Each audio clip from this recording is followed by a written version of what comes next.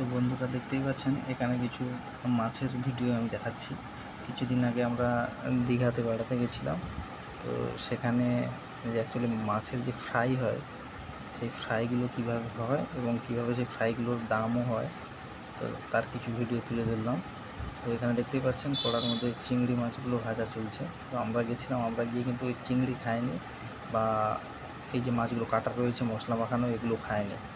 আমরা খেয়েছিলাম উদয়পুর থেকে কিনে নিয়ে গেছিলাম পমফ্রেট মাছ। এই যে পমফ্রেটগুলো দেখাবেন, সামনের দিকে দেওয়া আছে আমাদের আগে থেকে। আর পাশের যে মাছ দোকানটা রয়েছে ওখানে আমার একটা ফ্রেন্ড দাঁড়িয়ে রয়েছে। দেখতে পাচ্ছেন আমাদের পমফ্রেটগুলো কিন্তু অলরেডি কড়ার মধ্যে দেওয়া আছে।